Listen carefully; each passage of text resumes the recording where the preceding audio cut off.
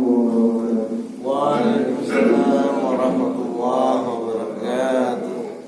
Innal hamdalillah nahmaduhu wa nasta'inuhu wa nastaghfiruh wa na'udzu billahi min shururi anfusina wa min sayyiati a'malina. May yahdihillahu fala mudilla lahu wa may yudlilhu fala hadiya lahu.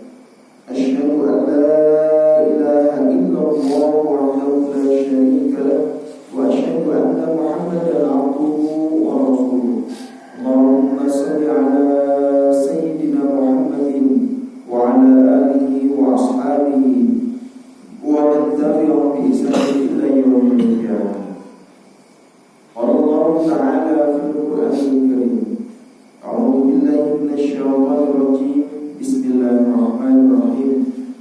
Ya ayyuhalladzina amanu taqullaha haqqa tuqatih wa la tamutunna illa wa antum muslimun. Ya ayyuhalladzina amanu taqullaha wa qulu qawlan sadida yuslih lakum a'malakum wa yaghfir lakum dhunubakum wa may yuti'illaha wa rasulahu faqad faza fawzan 'azima. Wa qala aidan al-yawma akmaltu lakum dinakum wa atmamtu 'alaykum ni'mati wa raditu lakum al-islam dinan. Sallallahu alaihi. Jamaah Masjid Khairul Amal 2 yang dimuliakan Allah Subhanahu wa taala. Untuk yang di pekan ketiga ini kita insyaallah diberikan istiqomah oleh Allah Subhanahu wa taala untuk selalu menjalankan ibadah salat subuh, kemudian dilanjutkan dengan tausiah bersama, ya, atau mendengarkan kajian tentang ilmu-ilmu Allah Subhanahu wa taala. Yang mudah-mudahan dengan itu akan menambah keimanan kita kepada Allah Subhanahu wa taala dan kecintaan kita kepada Allah dan Rasul-Nya. Dan apabila di dalam suatu majelis didengarkan kajian-kajian ilmu sesungguhnya, walaupun mata agak berat, terus kemudian badan mungkin kakinya agak capek, diletakkan di posisi, tapi yakinlah ruh kita itu nyaman, ruh kita itu tenang. Jadi sesungguhnya selama ini mungkin kita terlalu banyak zalim. Kita hanya memikirkan jasadiah kita, ngasih makan badan kita saja, kasih makan yang enak, makan ayam, makan segala macam. Tapi ruh kita tersiksa, tidak pernah dikasih makan. Dan salah satu makanan ruh adalah mendengarkan kajian-kajian atau mengagungkan kebesaran-kebesaran Allah Subhanahu wa taala. Mudah-mudahan kita jamaah rahimakumullah yang hadir pada bagian ini menjadi orang yang belajar adil terhadap diri kita sendiri, adil terhadap jasad yang kita, dan adil kepada rohani kita insyaallah. Shalawat dan salam selalu terlimpah kepada junjungan kita Nabi Agung Sayyidina Muhammad sallallahu alaihi wasallam, Nabi akhir zaman, khatam Nabi, yang menjadi rujukan sebagai pamungkas, sebagai penyempurna para nabi-nabi terdahulu, menjadi penyempurna atau bahkan jujur sentral dari semuanya. Ya alhamdulillah, nikmat terbesar yang kita rasakan adalah menjadi umat akhir zaman oleh Allah Subhanahu wa taala, diberikan kesempatan kita untuk menjadi umat Nabi Muhammad sallallahu alaihi wasallam. Mudah-mudahan saya kita selalu rindu, hadirkan dalam diri kita untuk selalu rindu kepadanya, karena sesungguhnya dialah orang satu-satunya yang bisa memberikan syafaat nanti di yaumil qiyamah. Tidak hanya kita umat akhir zaman, tapi sesungguhnya mulai dari umat Nabi Adam terus-terusnya yang sudah meninggalkan mungkin kita ribuan tahun yang lalu, itu pun berharap untuk bisa mendapatkan syafaat dari Rasulullah Sallallahu Alaihi Wasallam. Dan beruntung disitulah nikmat terbesar kita jadi umat akhir zaman, umat yang selalu dirindukan oleh Rasulullah sebelum umat-umat yang lain. Insya Allah kita semua yang duduk di majelis ini mudah-mudahan pantas untuk mendapatkan syafaat dari Rasulullah SAW. Assalamualaikum ya Sayyidi ya Rasulullah.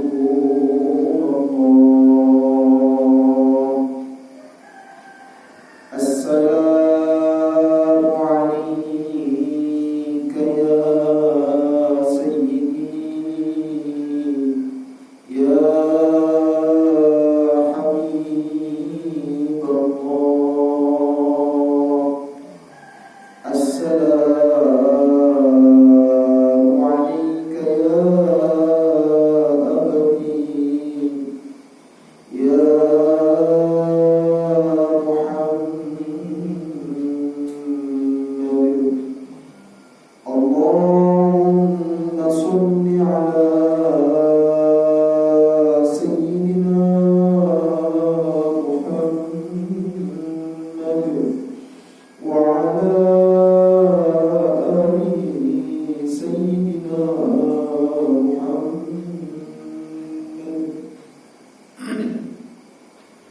Semoga salam kita didengar oleh Rasulullah SAW.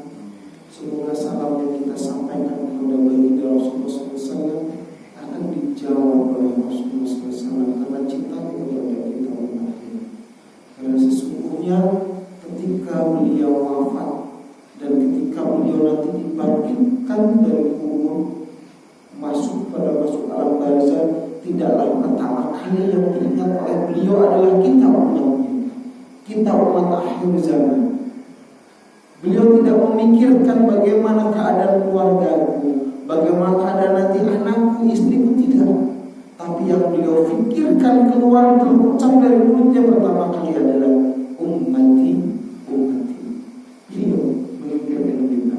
Oleh karena sudah pantasnya lah sebagai upah risalah yang mungkin sudah pernah beliau bawa sampai kepada kita selaku umat yang mencintainya, walaupun tidak pernah bertemu dengannya, wajiblah bagi kita sebagai rasa ungkapan cinta kita kepada Rasulullah SAW selalu bersalawat kepada beliau.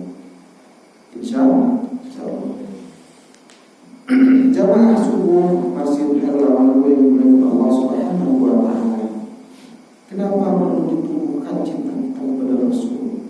Karena sesungguhnya tidak ada sesuatu apapun yang turun dari langit kecuali melalui Rasulullah SAW. Begitu pula tidak ada sesuatu yang bisa naik kepada Allah Subhanahu wa Ta'ala kecuali melalui Rasulullah SAW. Dan terkait dengan cinta kita, menumbuhkan rasa cinta kita kepada Rasulullah SAW, kita sudah di ujung kehidupan alam semesta ini. Banyak sekali prediksi-prediksi, banyak sekali isu-isu, banyak sekali berita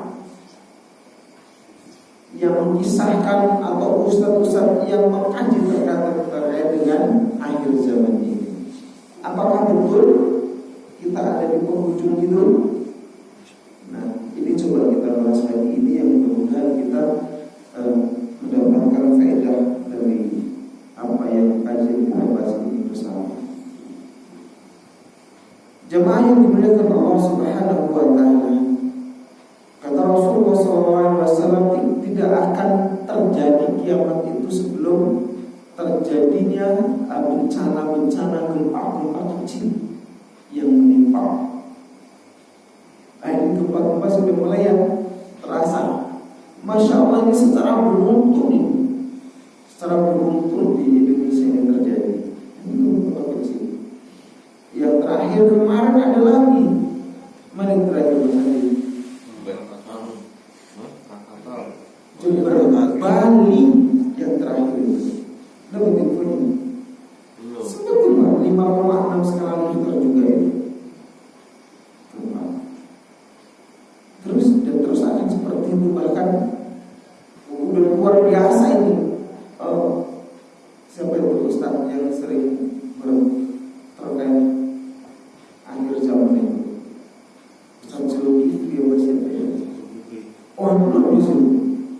menyampaikan bahwa prediksi para ahli meteorologi dan geofisika itu akan terjadi gempa dan tsunami lebih dari 50 meter mulai dari daerah Jawa itu banyak yang akan walau nanti bisa kalau itu betul-betul terjadi, masya Allah, begitu dahsyat. Itu belum kiamat atau mungkin belum yang dikatakan kiamat kubro, belum. Masih kita ibarat kita sakit itu masih batuk-batuk, Pilek. masih bersin gitu, kaget gitu. Baik jamaah semua yang dimuliakan Allah Subhanahu wa taala, terkait hal ini ada sebuah kisah. Saya akan coba mengisahkan yang mungkin sudah ada yang pernah mendapatkan atau mungkin belum kita bahas pada bagian ini. Ada seorang pemuda yang ketika itu Rasulullah SAW itu kumpul seperti ini dalam satu majelis. Ada para sahabat, ada Abu Bakar, ada Umar, ada Utsman, begitu sama-sama Nabi. Kemudian ada seorang pemuda yang datang kepada beliau Nabi Muhammad SAW. Yang pemuda itu punya perawakan, punya penampilan wajah yang sangat ganteng sekali. Masih muda. Datang kepada beliau. Orangnya kalau dikisahkan seperti gantengnya hampir mirip seperti Nabi Yusuf alaihissalam. Nabi yang paling ganteng Nabi Yusuf ya. Nabi Yusuf alaihissalam begitu. Gantengnya beliau itu sampai-sampai perempuan yang dikisahkan itu melihatnya para ibu-ibu, dia tadinya nyepelein istrinya siapa? Nah, permaisuri raja itu ngomong, kamu belum lihat Yusuf, coba jangan nyepelein saya. Kalau kamu sampai ngelihat, coba aja, bahasanya terperangah sampai dipegangin apa? Pisau ya, dengan motor buah itu mungkin yang berbalon merah gitu, yang berwarna tangan gitu. Saking kagumnya melihat gantengan Nabi Yusuf alaihissalam. Nah ini gantengnya hampir mirip dengan beliau Nabi Yusuf alaihissalam. Datang kemudian duduk di depan Rasulullah SAW. Duduknya sangat dekat sekali, mepet, ibarat ada apa ini, lutut. Nah, ketemu lutut Rasulullah SAW, mepet. Kemudian tangannya diletakkan di ini Rasul, ini paha Rasulullah SAW. Kemudian malaikat tersebut ingin memastikan terkait dengan 3 hal. Susulan lagi ada 4 hal yang ditanyakan kepada Rasulullah SAW. Apa itu yang pemuda ini tanyakan? Yang pertama ditanyakan kepada Rasulullah SAW, apa itu al-Islam wahai Rasulullah SAW? Kemudian Nabi menjawab, al-Islam adalah, dia sampaikanlah rukun Islam itu. Ada berapa rukun Islam? Sering ada berapa? Rukun Islam ada berapa? Ada 5. Masih muda sih, masih ingat ini. Rukun Islam ada 5. Pertama, syahadah. Kedua, sholat. Ketiga, puasa. Keempat, zakat. Yang kelima, itu ditanya oleh pemuda, Nabi Muhammad menjawabkannya persis rukun Islam itu. Ada 5 ini. Inilah al-Islam, kata Rasulullah SAW. Nah, berbicara yang pertama ini, al-Islam dengan 5 rukunnya, Allah Subhanahu wa Ta'ala sendiri di dalam surat yang terakhir yang diturunkan kepada Rasulullah SAW, surat Al-Maidah ayat 3, Allah Subhanahu wa taala menyampaikan, A'udzu billahi minasyaitonir rajim. Al-yawma akmaltu lakum dinakum wa atmamtu 'alaikum ni'mati wa raditu lakumul Islam dinan. Inilah ayat terakhir yang turun kepada Rasulullah SAW, menyampaikan sesungguhnya sudah aku cukupkan nikmatku untuk kalian manusia, dan kemudian telah aku ridhoi Islam sebagai agama bagi kalian, bagi manusia. Nah, mendapatkan ridho Allah Subhanahu wa taala ini luar biasa. Nah, artinya agama yang sudah mendapatkan ridho dari Allah Subhanahu wa taala kemudian tidak kita ikuti, nah ini yang menjadi orang yang akan rugi. Karena sesungguhnya agama yang diridhoi Allah Subhanahu wa taala adalah Islam. Kenapa Islam? Karena agama-agama terdahulu, agama-agama yang pernah diturunkan Allah Subhanahu wa taala itu dulu sifatnya hanya mengenai suatu kaum, suatu negeri. Semuanya sesungguhnya itu agama tauhid, mentauhidkan Allah Subhanahu wa taala. Nah, disampaikanlah misalnya kepada Nabi Nuh alaihi salam, hanya untuk umat Nabi Nuh, tidak untuk selainnya. Kemudian diturunkan kepada umat Nabi Ibrahim sampai umat Nabi Isa alaihi salam. Itu hanya untuk umat itu agama itu diturunkan. Yang terakhir umat Isa alaihi salam hanya untuk Nabi agama yang diturunkan oleh Nabi Isa alaihi salam itu hanya untuk umat Nasrani saja, umat Bani Israel saja, tidak untuk yang lain. Nah, ketika Islam ini turun kepada baginda Rasulullah SAW, ini tidak hanya untuk umat Nasrani atau umat Bani Israel dan yang lain, tidak hanya untuk umat kaum Quraisy saja, tidak, tapi untuk seluruh alam, seluruh manusia yang ada di bumi ini. Nah itu, maka Al-Islam adalah agama sebagai penyempurna agama-agama yang terdahulu. Jamaah yang dimuliakan Allah Subhanahu wa taala, berkaitan dengan hal itu, Al-Islam ini yang ingin dijelaskan adalah mulai dari mengakui pertama rukun Islam syahadat dengan kata asyhadu an la ilaha illallah wa asyhadu anna Muhammadar Rasulullah. Ini cuman di dalam hati ataupun diucapkan? Diucapkan ya, lewat lisan. Yang kedua, sholat.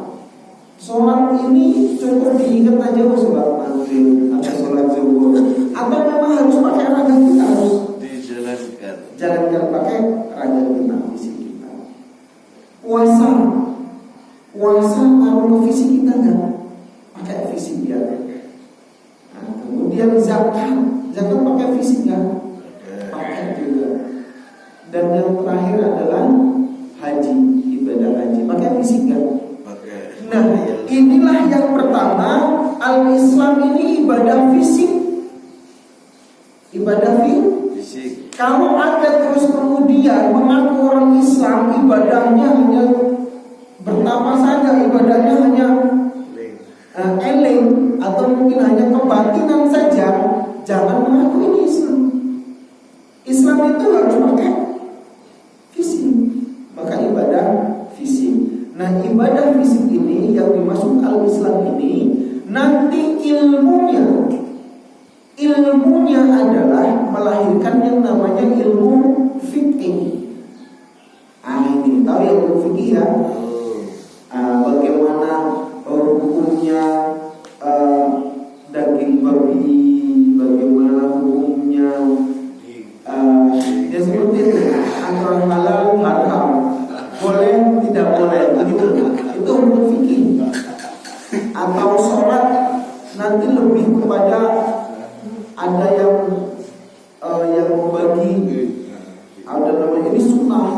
Syiah segala macamnya itu terkait dengan ini al-Islam. Gitu ya. Itu yang pertama. Dan kemudian terkait dengan al-Islam ini karena terkait dengan fisik, maka makanan fisik ini apa? Itu tadi daging ayam, daging babi, daging babi, kambing, nasi, itu segala macam karena pada fisik. Gitu ya. Kemudian yang kedua, pemuda ini bertanya, apa itu al-iman? Apa itu iman? Apa itu iman? Kemudian Nabi Muhammad SAW menjawab, iman itu dia sebutkan ada berapa rukun iman? Ada 6. Iman kepada malaikat, iman kepada rasul, iman kepada kita, iman kepada qada dan qadar Allah Subhanahu wa taala tentang takdir. Nah, ini. Yang kedua yang ditanyakan ini. Satu tadi. Nah, yang kedua ini iman nanti akan melahirkan ilmu. Kalau Islam tadi melahirkan ilmu namanya ilmu apa? Fikih. Kalau iman melahirkan ilmu namanya ilmu akidah. Ilmu akidah. Urusan ilmu akidah ini perlu pakai fisik enggak? Perlu. Yakin itu perlu pakai fisik enggak? Enggak perlu. Maka kalau al-Islam itu pakai ibadah fisik, urusan al-iman terkait dengan al-akidah tidak pakai fisik. Iman kepada Allah Subhanahu wa taala, yakin akan adanya Allah Subhanahu wa taala, malaikat, rasul Allah, kitab Allah, kemudian qadar dan qadar Allah dari akhir hari kiamat. Itu cukup yakin saja. Keyakinan itu membutuhkan pakai ini. Apa ini? Akal. Jadi tidak membutuhkan fisik ini, tapi membutuhkan ini. Sampai kepada lari, sampai ke pangkal kolbu, masuk pada pangkal kolbu, dari mulai akal sampai ke pangkal kolbu. Nah, ini urusan akidah, urusan iman.